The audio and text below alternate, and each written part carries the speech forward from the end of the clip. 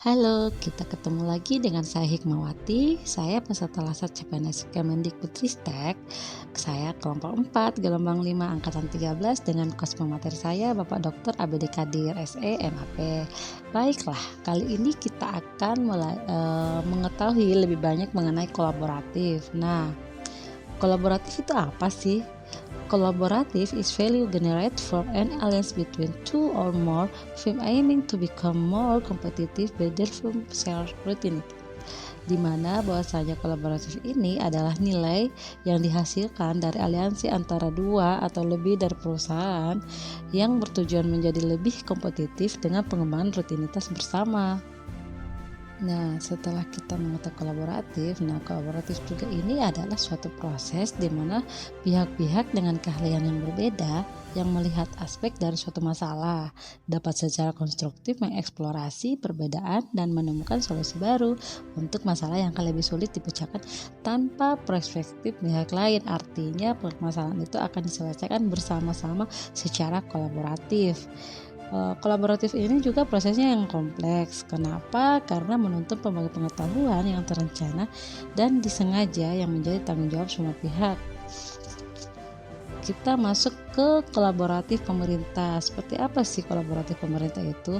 Collaborative governance adalah sebuah proses yang melibatkan norma bersama dan interaksi saling menguntungkan antar aktor governance atau pemerintah. Nah, kolaboratif government ini mencakup kementerian institusi pemerintah untuk pelayanan publik. Terus setelah kita mengetahui masalah kolaboratif pemerintah, nah sekarang kita masuk kira-kira kriteria penting untuk kolaborasi itu apa saja sih? Nah, kriteria penting untuk kolaborasi itu ada beberapa. Yang pertama, forum yang diperkasai lembaga publik ataupun lembaga. Yang kedua, peserta dalam forum termaksud dalam aktor non-state. Peserta terlibat langsung dalam pengambilan keputusan dan bukan hanya dikonsultasikan oleh agensi publik. Forum secara resmi diatur dan bertemu secara kolektif. Fokus kolaborasi adalah kebijakan publik dan manajemen, dan yang terakhir adalah forum ini bertujuan membuat keputusan yang konsensus, bahkan jika konsensusnya tidak tercapai dalam praktik. Oke, sekarang mungkin kita akan masuk mengenai tahap melakukan asesmen terhadap tata kelola kolaborasi itu seperti apa. Nah, tahapannya itu ada 3. Kalau kita lihat dari gambar di atas, bahwasanya kerangka pikir dalam melakukan asesmen tata kelola kolaborasi itu ada 3. Yang pertama, bagaimana kita mengidentifikasi hambatan dan peluang. Nah, di sini kita bisa melihat apa sih masalah utama yang harus ditangani, terus siapa aktor yang mempengaruhi keputusan di bidang ini, dan apa mungkin ya bisa kita capai bersama. Yang kedua, setelah kita mengidentifikasi, kita masuk ke bagaimana kita mendiskusikan strategi untuk pengaruhnya. Nah, di sini mungkin kita bisa melihat apa sih cara yang paling efektif untuk mempengaruhi perubahan, kelompok mana yang dapat mendukung upaya ini dan mana yang dapat menentang, serta siapa lagi yang dapat dilibatkan. Setelah kita mengidentifikasi dan mendiskusikan strategi, barulah kita merencanakan aksi kolaboratifnya. Nah, dalam merencanakan aksi kolaboratif ini juga harus kita mengetahui bahwasanya bagaimana kolaboratif ini dapat kita pertahankan, bagaimana kita mengukur kemampuan dan terus belajar terus menerus atau dengan learn of we go. Nah, dan apa yang akan kita lakukan untuk pertama kali. Oke, kita masuk ke model kolaboratif governance-nya. Nah, bisa mungkin kita lihat ya bahwasanya ada gambar mengenai model collaborative governance. Gimana sih mengartikan ini? Bahwasanya starting condition atau kondisi awal mempengaruhi proses kolaborasi yang terjadi, di mana proses tersebut terdiri dari membangun kepercayaan, face-to-face dialog, komitmen to proses, pemahaman bersama, serta pengembangan outcome-nya atau pengembangan hasil yang akan kita raih antara desain kelembagaan, yang salah satunya proses transparansi serta faktor kepemimpinan juga mempengaruhi proses kolaborasi yang diharapkan menghasilkan outcome yang diharapkan pula. Lalu panduan perilaku kolaboratif itu seperti apa saja sih? Nah, panduan perilaku kolaboratif ini ada beberapa. Yang pertama nih, organisasi menganggap perubahan sebagai sesuatu yang dialami dan perlu terjadi. Yang kedua, mungkin organisasi menganggap individu atau staf ini sebagai aset yang berharga dan membutuhkan upaya yang diperlukan untuk terus menghormati pekerjaan mereka.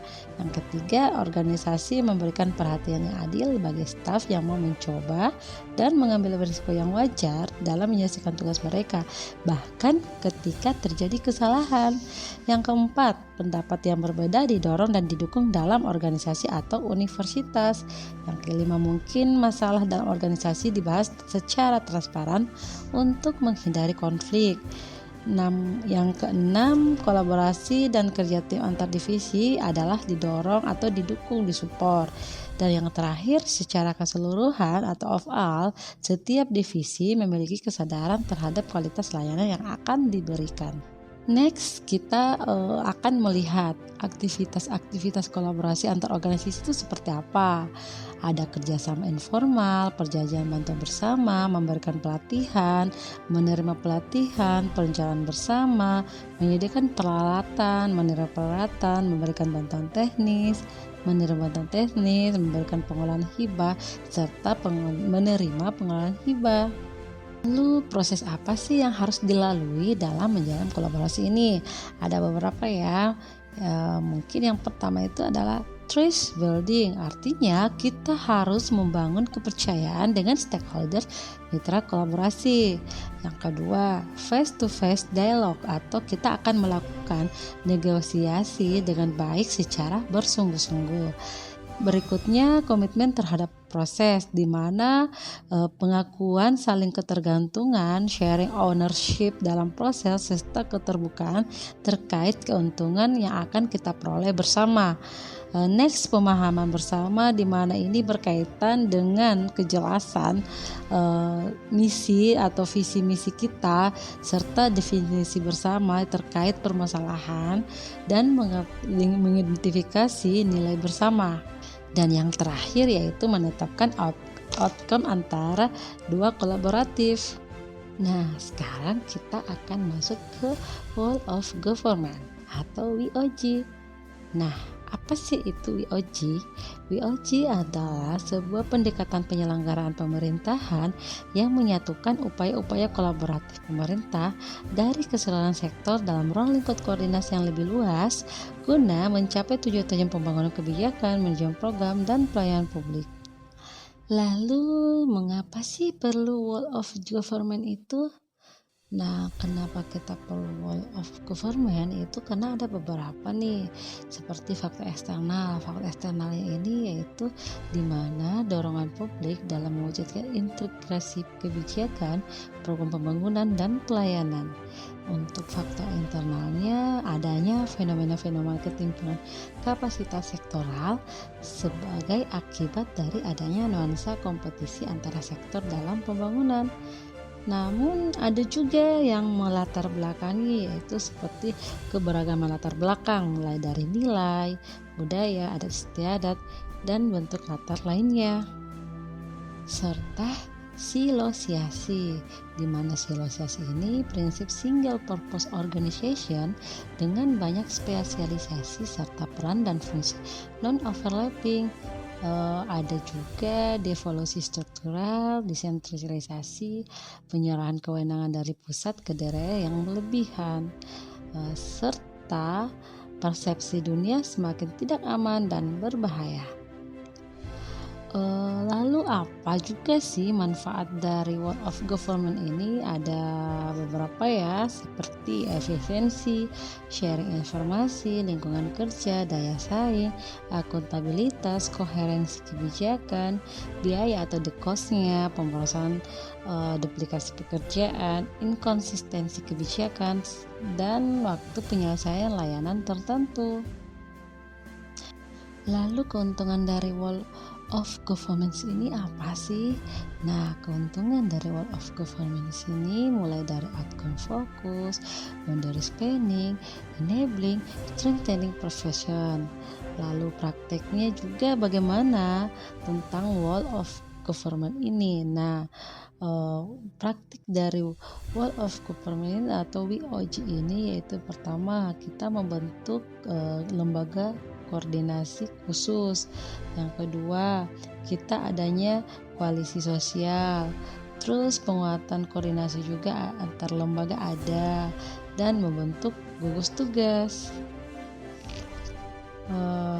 Berdasarkan jenisnya WOG ini dibagi atas beberapa ya, mulai dari pelayanan yang bersifat administratif, pelayanan jasa, pelayanan barang, serta pelayanan regulatif. Lalu kalau berdasarkan pola seperti apa? Nah, WOG berdasarkan pola itu ada pelayanan teknis fungsional, pelayanan satu atap, pelayanan satu pintu, pelayanan terpusat, dan pelayanan elektronik.